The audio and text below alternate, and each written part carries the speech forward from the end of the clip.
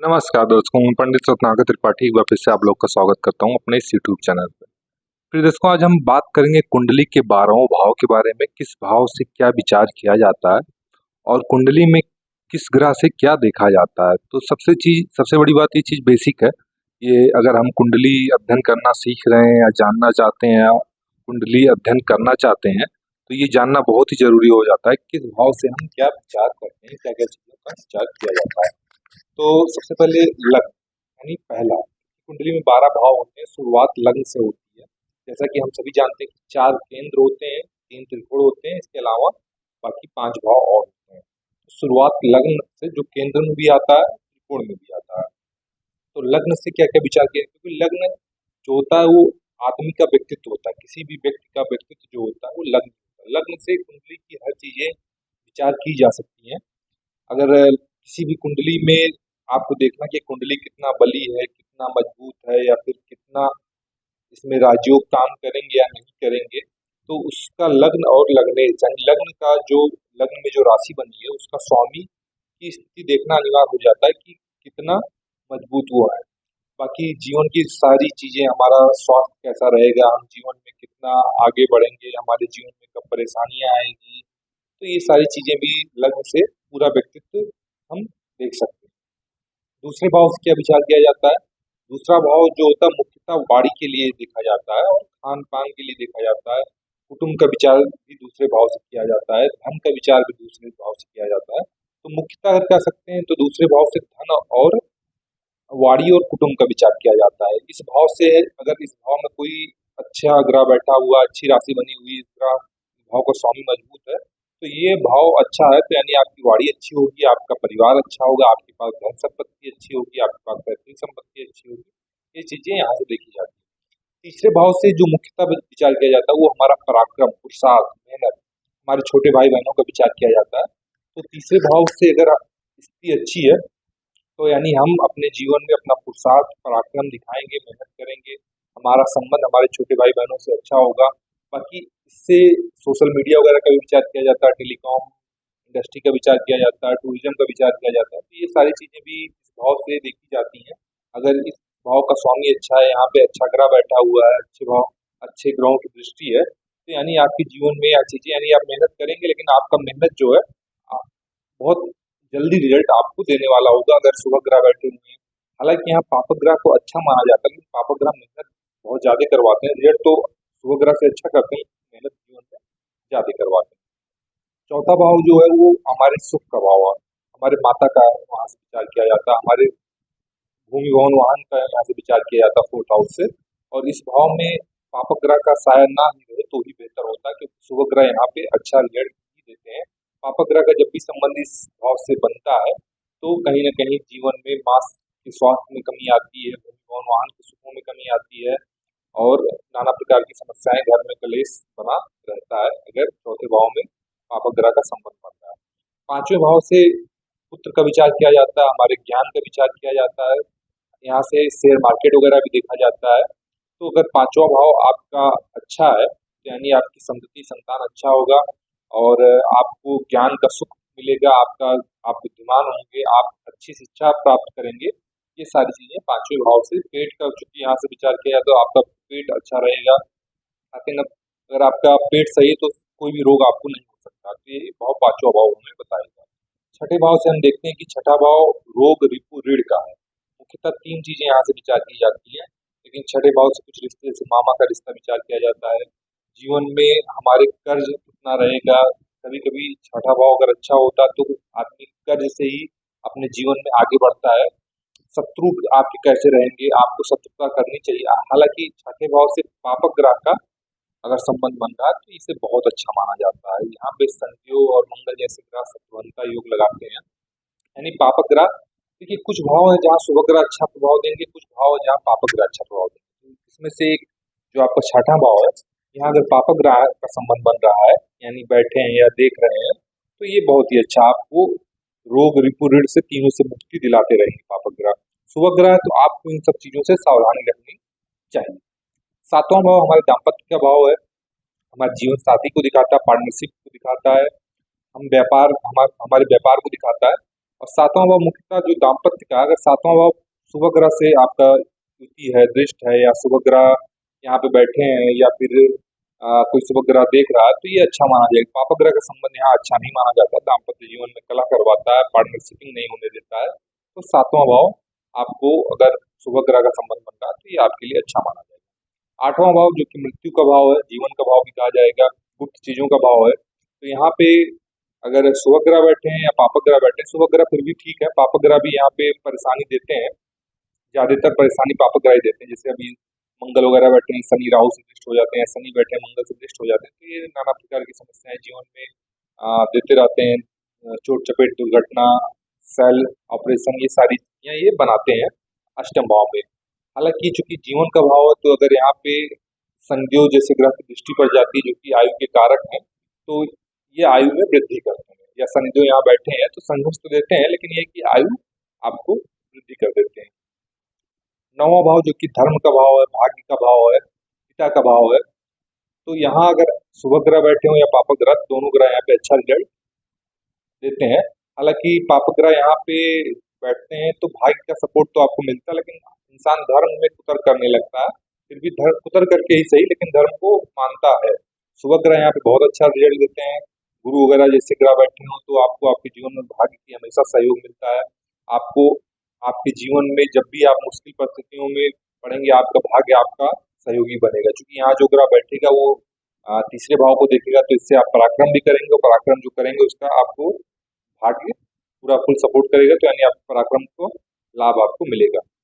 दसवां भाव जो कि हमारे कर्म का भाव है, पिता का भी यहाँ पे देखा जाता है, पिता के सुखों का विचार किया जाता है। तो ये दसवां भाव जो है ये जीवन के लिए सबसे महत्वपूर्ण भाव है, और सभी केंद्रों में सबसे बली केंद्र इसीलिए इसको माना जाता है, क्योंकि दसम भाव हमारे कर्म है। क्योंकि जब हम जन्म लेते हैं वहां से लेके और मृत्यु तक हम कुछ न कुछ कर्म करते रहते हैं। वो अच्छा कर्म हो सकता है, बुरा कर्म हो सकता है, कुछ कर्म हमें करना पड़ता है, कुछ कर्म हम करते हैं। तो दसम भाव अगर आपका मजबूत है, इस भाव के स्वामी यहाँ पे देखा जाए तो शुभ ग्रह पाप ग्रह दोनों ही बहुत अच्छा रिजल्ट देते हैं। शुभ ग्रह अगर बैठे हैं जीवन में संघर्ष के बाद बहुत बड़ी सफलता दिलाते हैं। अगर पाप ग्रह यहाँ पे बैठे हैं तो आपको एक चीज समझ लेना चाहिए, एक से ज्यादा अगर ग्रह बैठे हैं तो आपको आपके जीवन में बहुत उत्तम सफलता दिलाएंगे। बस आप कर्मठ ही बने रहिए, कर्म को मत छोड़िए, तो ये आपको बहुत ही सफलता देगा। शुभ ग्रह बैठे तो आपके जीवन में कर्म आसानी तरीके से आपको आपके जीवन में कार्य क्षेत्र में बहुत ही सपोर्ट करेंगे अगर शुभ ग्रह बैठे हुए हैं। 11वां भाव, 11वां भाव जो कि लाभ भाव का स्वामी, या लाभ भाव में कोई पाप ग्रह है, शुभ ग्रह, यहाँ पे हर ग्रह अच्छा देता है। और चूंकि नाम इसका लाभ है, तो जीवन में लाभ की स्थिति बनाए रखता है अगर इस भाव के स्वामी अच्छी स्थिति में है। और जीवन में यहाँ पे बड़े भाई बहनों का विचार किया जाता है, और यहाँ पे इच्छा पूर्ति का भी विचार किया जाता है इस भाव से। तो अगर ये भाव आपका मजबूत है तो आपके जीवन में कोई भी इच्छा अधूरी नहीं रहेगी, समय आते ही वो इच्छा आपकी पूरी होगी। अगर ये भाव का स्वामी मजबूत है, इस भाव में अच्छे ग्रह बैठे हुए हैं, अच्छे ग्रह का मतलब जो ग्रह बैठे हैं वो मजबूत स्थिति में बैठे हैं, क्योंकि हर ग्रह यहाँ पे अच्छा रिजल्ट देता है। 12वां भाव जो कि मुक्ति का भाव है, व्यय का भाव है, खर्च का भाव है, कोर्ट कचहरी का भाव है।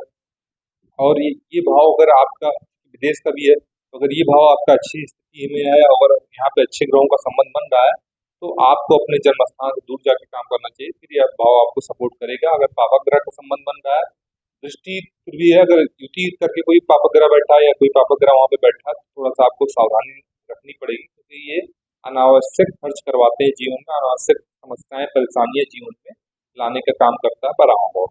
दर्शकों, ये 12वां भाव क्या, किस भाव से क्या विचार करते हैं, एक संक्षेप में चर्चा हो गई। अब चूंकि 12 भाव 9 ग्रह, अब ग्रहों को हम समझ लेते हैं किस ग्रह से क्या देखा जाता है। सबसे पहले बात करते हैं ग्रहों के राजा सूर्य।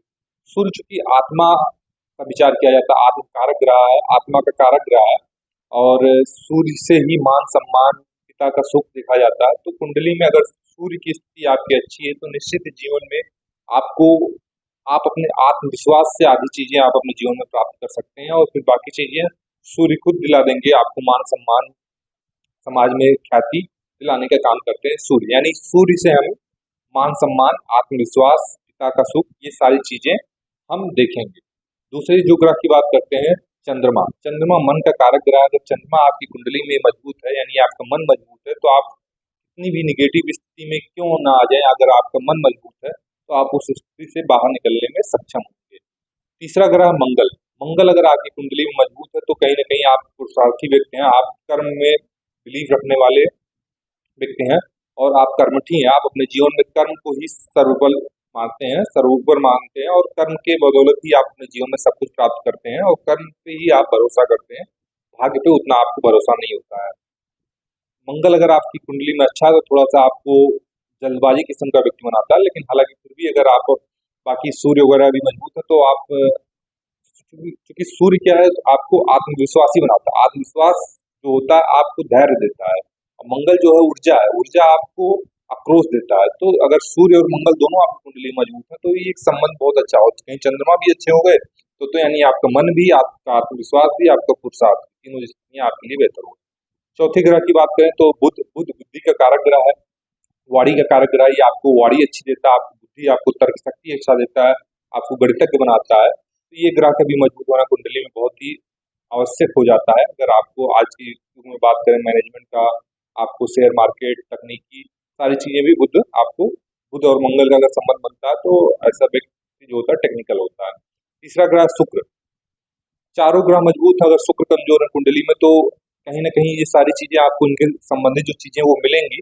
आप इन सब चीजों से, जो चारों ग्रहों की चर्चा की मैंने, उससे परेशानियों से निकल जाएंगे, लेकिन आपको जो सुख होगा वो नहीं प्राप्त होगा। तो कुंडली में शुक्र का मजबूत रहना भी बहुत जरूरी होता है। अब सारे ग्रह तो मजबूत हो नहीं सकते हैं, लेकिन हमें देखना होता है कि अगर कुंडली में इन्हीं 4-5 ग्रहों में से अगर 3 ग्रह मजबूत है तो जीवन में हमें आराम से चीजें प्राप्त हो जाती है और सुख भी प्राप्त हो जाता है। तो यानी शुक्र का मजबूत होना, मजबूत भी ना हो तो कम से कम कमजोर ना हो, एक जो न्यूट्रल स्थिति है उनकी हो तो बहुत ही अच्छा माना जाएगा।